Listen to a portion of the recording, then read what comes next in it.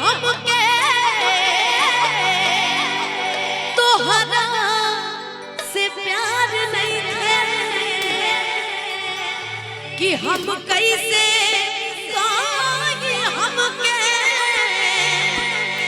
तोहरा से प्यार नहीं है कि तोहरा सिवाय जग में केहू हमार नहीं के। और सच में आज आप इतने खुश मिजाज, सब महादेव के भक्त हैं भाई, जितने सब महादेव के भक्त हैं।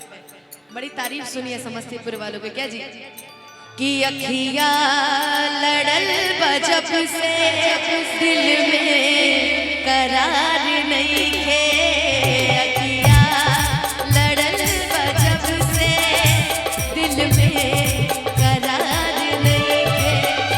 हम कैसे कहें हमके तोहरा से प्यार नहीं है, हम कैसे कहें हमके तोहरा से प्यार नहीं है। तोहरा सिवाय जग में केहू हमार नहीं है, तोहरा सिवाय जग में केहू हमार नहीं है।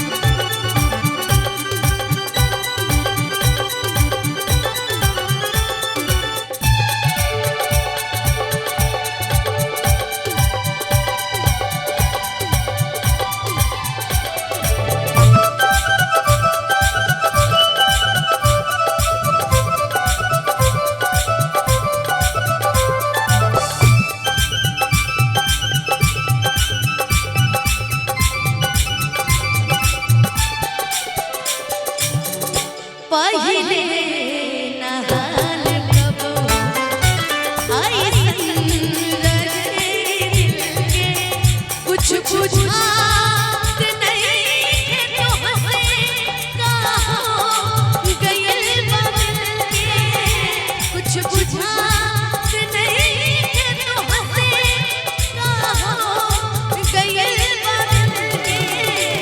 ऐसन बीमारी